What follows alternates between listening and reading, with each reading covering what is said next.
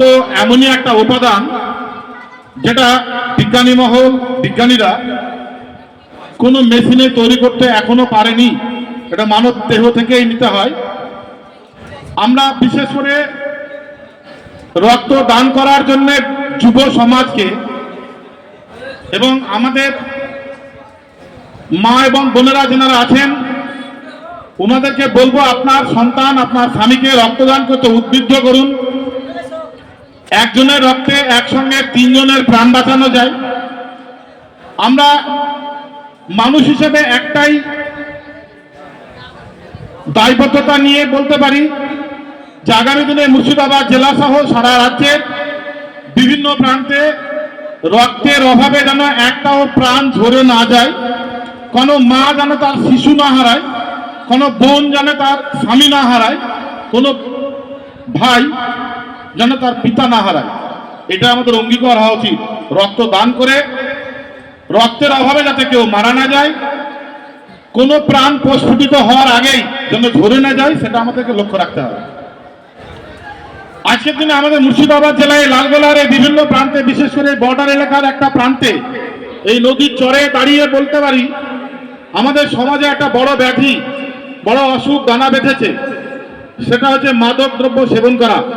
এই মাদক বিরোধী প্রচারে আমাদের যারা এনজিও যারা আছি তাদেরকে বড় আর বেশি বেশি করে প্রচার করতে হবে এবং মাদক বিরোধী অভিযান গড়ে তুলতে হবে।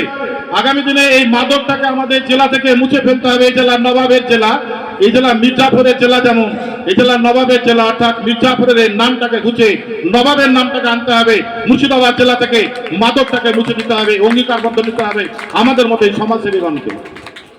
আমরা চাইবো বাল্য বিবাহ এই জেলায়, সারা পশ্চিমবাংলার 23টা জেলায় অন্তত মুর্শিদাবাদ জেলার জন্য বাল্য বিবাহ বন্ধ হয়।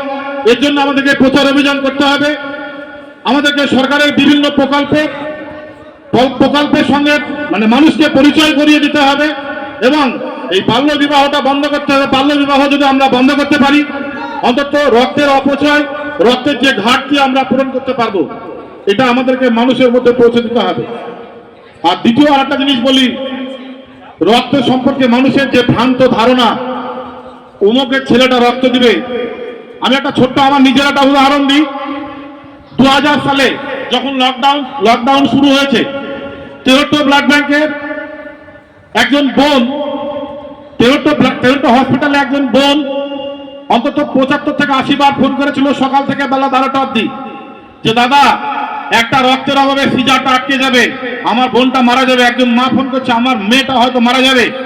আমি তৎক্ষণাৎ সিদ্ধান্ত নিই, আমার বাড়ি থেকে 74 কিলোমিটার রাস্তা, 44 ডিগ্রি টেম্পারেচারে 74 কিলোমিটার রাস্তা বাইক চালিয়ে গিয়ে দেখলাম, রক্ত দিলাম। রক্ত দেওয়ার পরে যখন দেখলাম ওদের বাড়িতে অন্তত 10 জন ছেলে বাইরে দাঁড়িয়ে আছে রক্ত দেওয়ার মতো। যখন রক্তটা আমার পাওয়ার পরে মিনিট 15 পরে সিজার করে একটা ছেলে সন্তানের জন্ম দেয়, সেই বোন যখন ছেলে সন্তানের জন্ম দেয় তখন দেখলাম সেই পরিবারের লোকগুলো আমার বংশে প্রদীপ এসছে বলে মিষ্টি বিতরণ করতে শুরু করেছে। বলছে বিরিয়ানি বিতরণ করো, মিষ্টি বিতরণ করো। তো আমি দেখেছিলাম যে আমার হাতে তখন রক্ত বন্ধ হয়নি। আমাকে একটিবারও জিজ্ঞেস করেছিল না যে আপনি কি 1 গ্লাস জল খাবেন।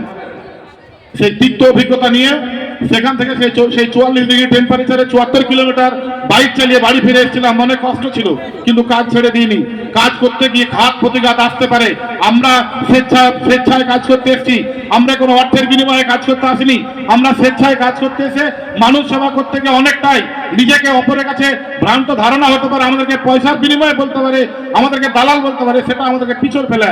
কারণ একটাই কথা বলবো, ভিখারিকে দান করে ভিখারি আশীর্বাদ দোয়া করে ভিখারির কাছে কিছু পাওয়া যায় না। সেই আশাটা করবেন যে আমি যে দানটা করছি, আমি যে সেবাটা দিচ্ছি, এর জন্য আমি কোনো কিছু চাইছি না।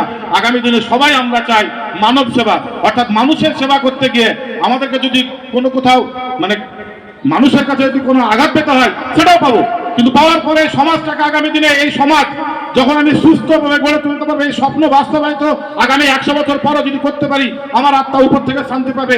এই আশা আমাদেরকে নিতে হবে। মানুষ হয়ে মানুষের পাশে দাঁড়িয়ে মানুষের জন্য কিছু করে যেতে হবে। মানুষই মোর বড় পরিচয়, হিন্দু নয়, মুসলিম নয়, নন পলিটিক্যাল কোনো রাজনৈতিক নেতা নয়। আমি মানুষ হিসেবে মানুষের পাশে দাঁড়িয়ে মানুষের কাজ করব। এগুলো আমি আমার সংক্ষিপ্ত আলোচনা শেষ করছি।